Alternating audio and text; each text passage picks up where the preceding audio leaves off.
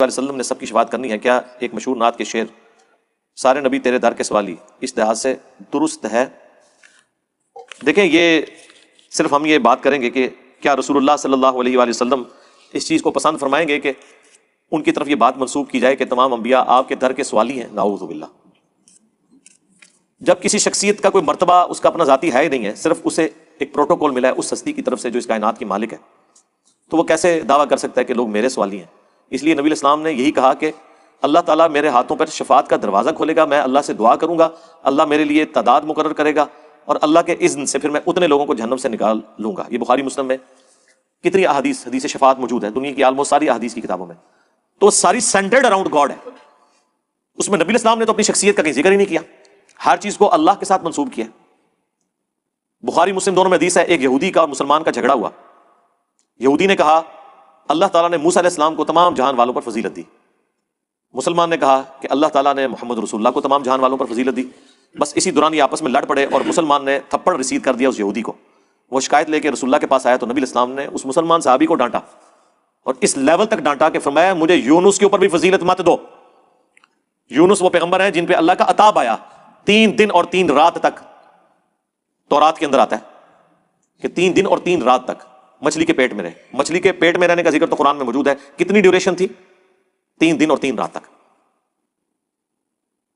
اور پھر لا الہ الا انت سبحانک انی کنت من الظالمین انہوں نے پڑھا، سورۃ الانبیاء میں آتا ہے۔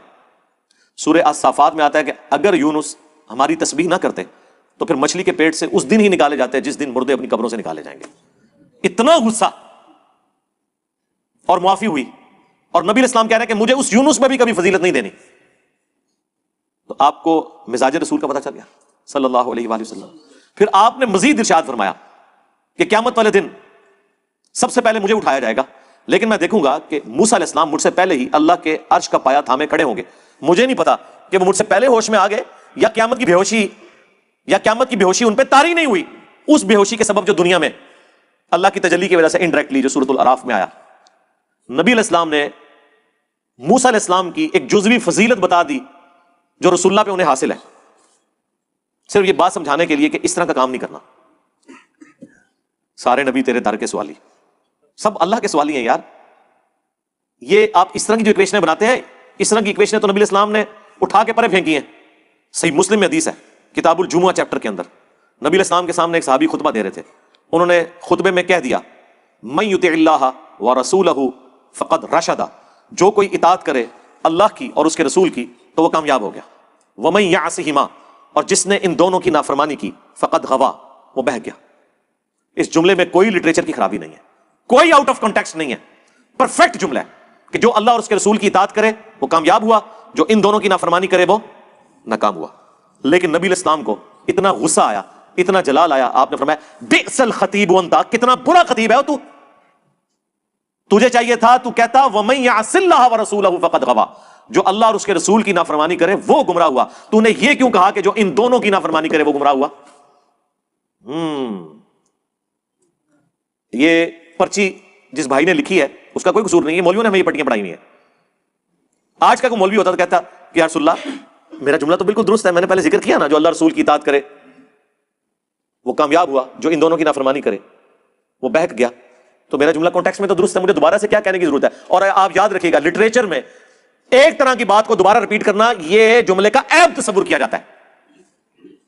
اگر میں کہوں کہ میں اور عثمان بھائی لاہور گئے، اس کے بعد پھر ہم یہ کہیں گے ہم دونوں نے ناشتہ کیا، پھر ہم دونوں اسامہ بھائی کے ملنے کے لیے چلے گئے، یہ تو نہیں کہیں گے کہ میں نے عثمان نے ناشتہ کیا پھر میں اور عثمان جو ہے وہ اسامہ بھائی کے پاس گئے، پھر میں عثمان یہ کیا۔ کیا ہوتا ہے؟ اس کو لٹریچر میں عیب تصور کیا جاتا ہے۔ لیکن نبی الاسلام نے کہا کہ نہیں، یہ عیب لٹریچر کا گوارا ہے، توحید میں نقص نہ آئے۔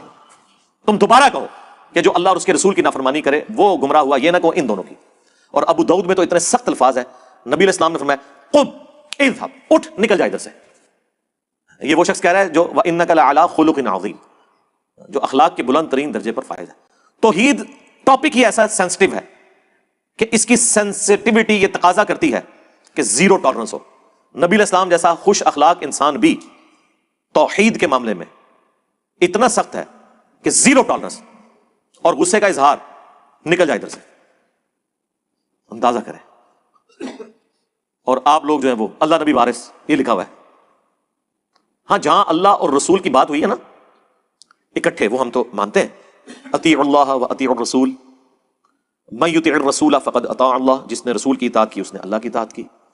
اس طریقے سے صحابہ کرام کہتے تھے واللہ ورسولہ اعلم، اللہ اور اس کا رسول بہتر جانتے ہیں دین کے معاملات میں، وہ تو ہم مانتے ہیں، لیکن جو تکوینی امور ہیں اس معاملے میں بہت سینسٹیو چیز ہے۔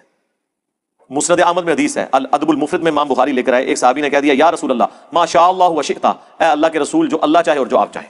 اندازہ کریں صحابی سے آپ تصور بھی کر سکتے ہیں کہ وہ شرک کرے گا، لیکن نبی اسلام نے فرمایا جب اس نے کہا نا جو اللہ چاہے اور جو آپ چاہیں، تو آپ نے فرمایا اجعلتنی للہ ندا، کیا تو نے مجھے اللہ کے مقابلے پہ کھڑا کر دیا؟ قل بل ما شاء اللہ وحدہ، بلکہ کہہ جو اکیلا اللہ چاہے۔ اس نے آگے سے نہیں کہا یا رسول اللہ میں آپ کو اللہ کا بندہ ہی مانتا ہوں، آپ کو مستقل بذات تصور نہیں کر رہا، میں عطائی اور ذاتی کا فرق کرتا ہوں، محدود اور غیر محدود کا فرق کرتا ہوں، جو کہانیاں کرائی ہوئی ہیں آپ کو علماء نے۔ اس زمانے میں کوئی کہانی نہیں ہوتی تھی، بالکل کلیئر کٹ دین تھا، 24 کیرٹ سونا، کسی کے دماغ میں فطور بھی نہیں آتا تھا کہ توحید کے ساتھ کوئی ایسا معاملہ کیا جا سکتا ہے۔ اس لیے آپ نے گاڈ اورینٹڈ ہونا ہے، ہر معاملے میں اللہ کی طرف رجوع لانا ہے۔ اچھا ایک لمحے کے لیے رسول اللہ کو تو چھوڑ دیں، میں آپ سے کوشچن کرتا ہوں، آپ کا اور میرا ایمان پیغمبروں کے مقابلے پہ کسی لیول پہ نہیں ہے، سمندر اور قطرے کا جو فرق ہے اس سے بھی زیادہ ہے۔ کیا آپ گوارا کریں گے کہ کوئی شخص آپ کو اللہ کے مقابلے پہ کھڑا کرے، یا وہ اللہ کی قدرتوں میں کسی اعتبار سے آپ کی بھی ڈیوٹی مان لے ذاتی اور عطائی کے فرق کے ساتھ؟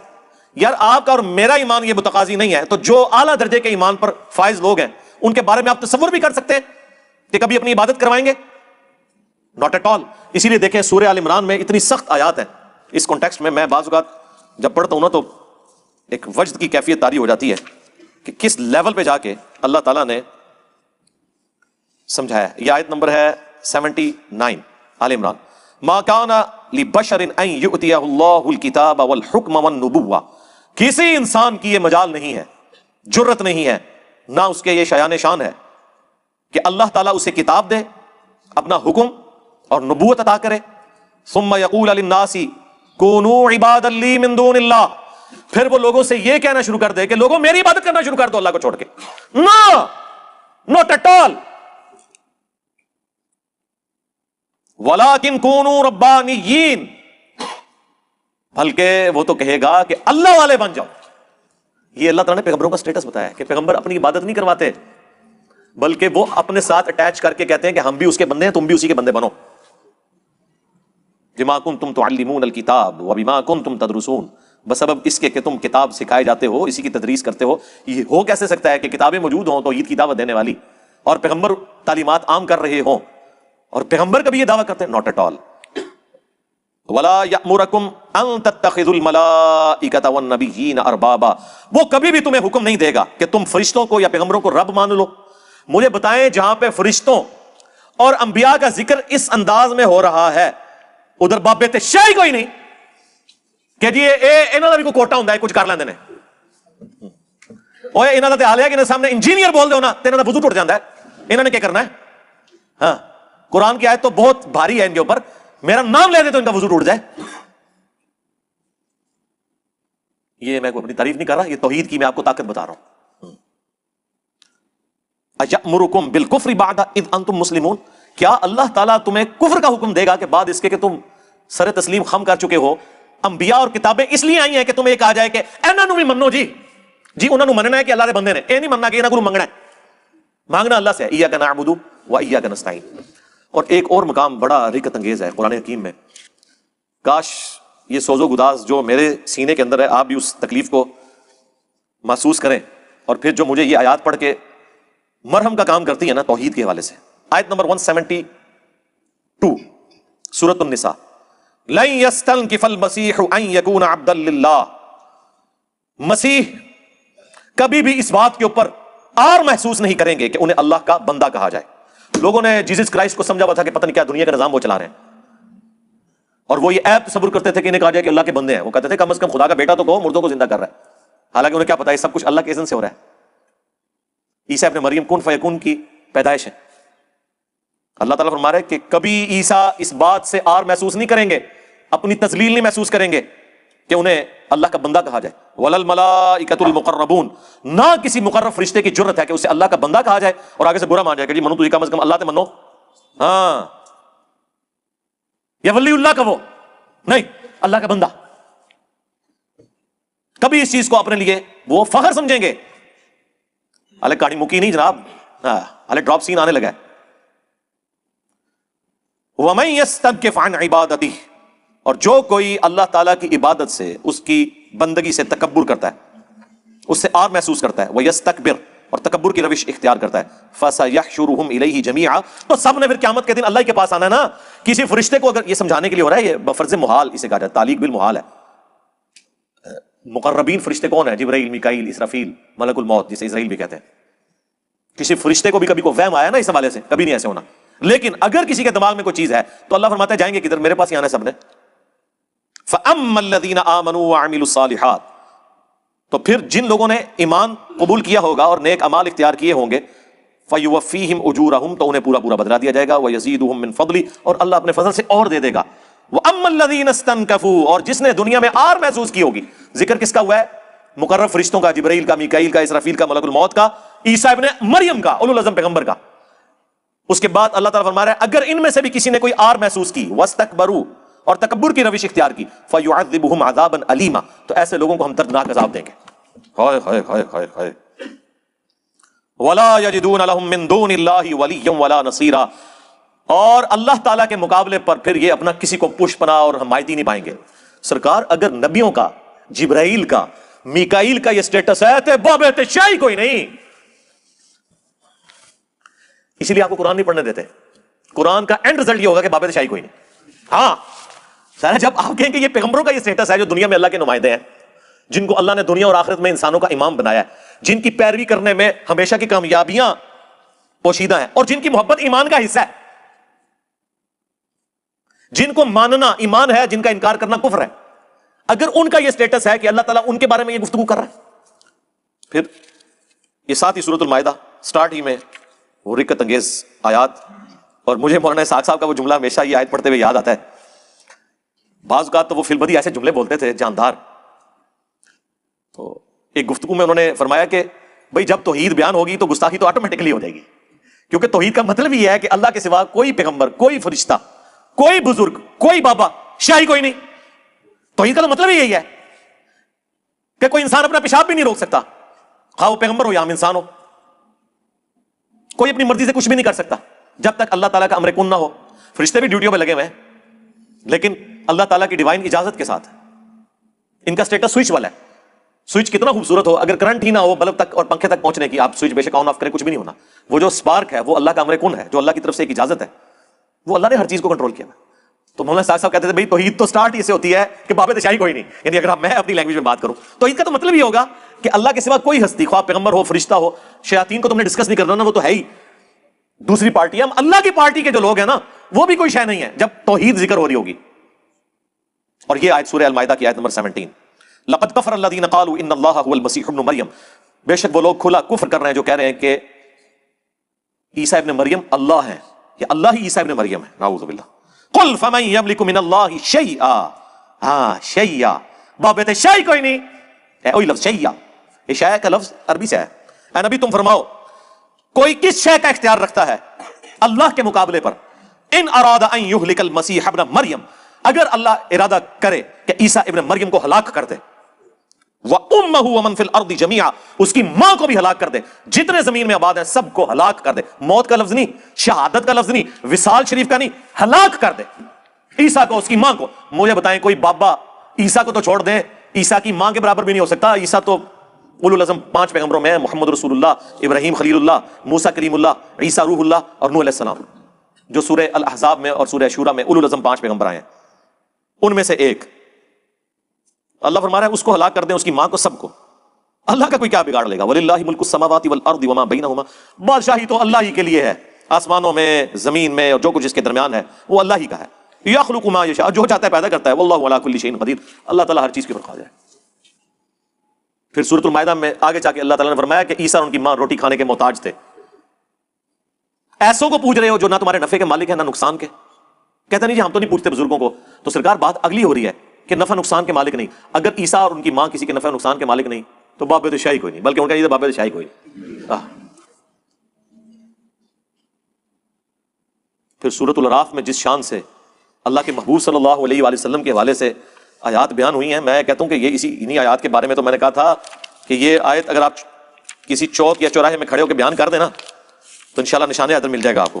ہاں، کیونکہ نشان حیدر مرے ہوئے فوجی میں لفظ ہے، زندہ نہیں لفظ. ہاں، یہ اصول ہے اس کا.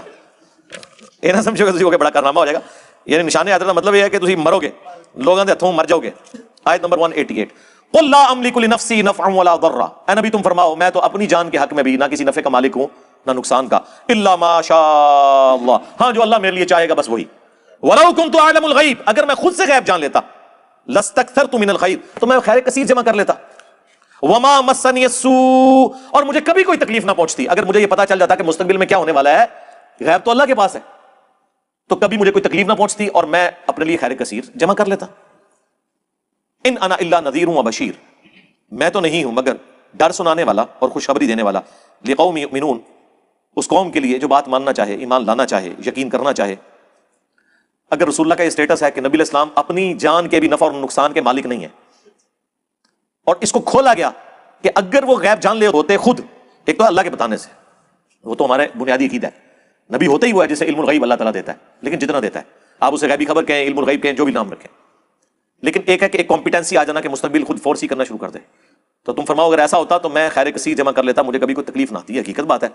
یعنی نبی علیہ السلام کو اگر یہ پتا ہوتا کہ غزوہ احد میں اس طرح ہونا ہے تو نبی علیہ السلام اس کی کوئی تدبیر کر لیتے. حالانکہ تدبیر پہلے بھی بہت کی.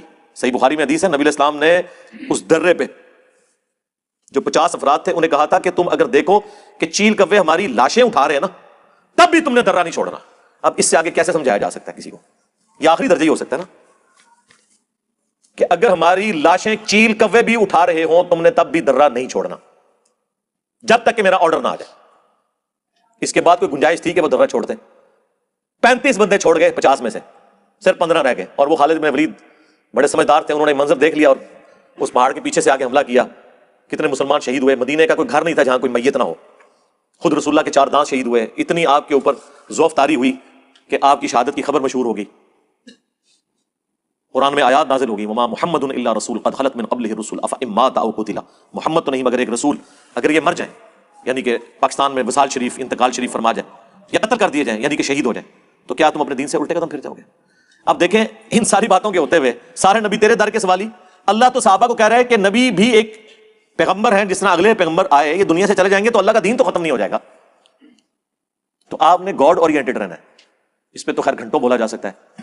جامعہ ترمذی کی ایک حدیث پہ میں اس سوال کو کنکلوڈ کرتا ہوں. ترمذی میں حدیث ہے کہ اللہ سے محبت کرو، اس نے تمہیں نعمتوں سے نوازا ہے، اور مجھ سے محبت کرو کہ میں اللہ کا پیغمبر ہوں، اور میرے اہل البیت سے محبت کرو کہ ان کی نسبت میرے ساتھ ہے. یعنی نبی علیہ السلام اپنے بارے میں بھی یہ کلیم کر رہے ہیں کہ مجھے اللہ کا پیغمبر ہونے کی وجہ سے میرے سے عقیدت رکھو. تو ہر چیز گاڈ اورینٹڈ ہے. پیغمبر دنیا میں کس لیے آئے؟ اپنا تعارف کروانا ہی اللہ کا، بس اسی کے اندر ساری چیز. اور میں اور آپ جو چھوٹے لیول پہ لوگوں کو اللہ کا تعارف کروا رہے ہیں، ہمیں کبھی وہم نہیں آیا کہ ہمارا کوئی اسٹیٹس بن جائے. اپنی آخرت کی فکر میں ہے کہ پتہ نہیں آگے کیا بننا ہے. جو بخاری مسلم میں ہے کہ انبیاء بھی کہہ رہے ہوں گے نفسی نفسی، سوائے شیخ عبد القادر جیلانی کے. ہاں کہتے ہیں جی انہوں نے اپنے مرید سارے لے کے جانے نے. اس کا مطلب ہے کہ عبد القادر جیلانی کا مرتبہ انبیاء سے بھی زیادہ ہے. دیکھا کتنے دماغ جاتا ہے میرا، کہنا نہیں دماغ بڑی دور جاتا ہے. تو یہی نکلتا ہے رزلٹ، اور کیا نکلتا ہے؟ انبیاء تو کہہ رہے ہیں نفسا نفسی، اور عبد القادر جیلانی جڑے منجی ڈا کے بیٹھے ہیں کہ میں ادھر تک نہیں جانا جو تک میں اپنے سارے مرید نہ لے جاؤں. اور بخاری مسلم میں حدیث ہے، اے نبی کے چچا عباس میرے مال سے جو لینا ہے لے لے، اگر اللہ کے حضور پکڑا گیا میں تیرے کام نہیں آؤں گا. اے نبی کی پھوپھی صفیہ میرے مال سے جو لینا ہے لے لے، اگر اللہ کے حضور پکڑی گئی میں تیرے کچھ کام نہیں آؤں گا. اے نبی کی بیٹی فاطمہ میرے مال سے جو لینا ہے لے لے، اگر اللہ کے حضور تو پکڑی گئی میں تیرے کچھ کام نہیں آؤں گا. اگر یہ جنتی عورتوں کی سردار جو بخاری مسلم میں ہے سیدہ فاطمہ کا اسٹیٹس ہے، سرکار آپ کے بابے تو اس قابل ہی نہیں ہے کہ ہم سیدہ فاطمہ کے ساتھ ان کا نام بھی ذکر کریں کہ ان کے بارے میں آپ لوگ یہ کلیم کیے بیٹھے ہیں کہ اپنے سارے مریدوں کو. وہ جی عبد القادر جیلانی نے فرمایا مجھے میرے ساتھ باقاعدہ لسٹ شیئر کی گئی ہے قیامت تک میرے مریدوں کی. اب میرے نال بھی کی گئی ہے. ثبوت نہیں منگنا، ثبوت تہاڈے کول بھی کوئی نہیں، ثبوت میرے کول بھی کوئی نہیں. تہاڈے بابے دے مرید آئے ہیں نہیں، میرے تے 2 ملین تو زیادہ سبسکرائبر نے، یہ لسٹ منو دیتی گئی ہے. ہاں بولو. اور یہ تخت بلقیس آ گیا سی، لیاؤ وائٹ ہاؤس تسی اسی مان لیں گے جی. میں بھی ایک رات لے کے آیا تھا، بس تھوڑی دیر کے لیے واپس کر دیا پھر میں نے جی. ویڈیو تسی بھی نہیں دکھاندے. ہوں اس طرح سیدھے ہو جاؤ، سیدھے ہو جاؤ.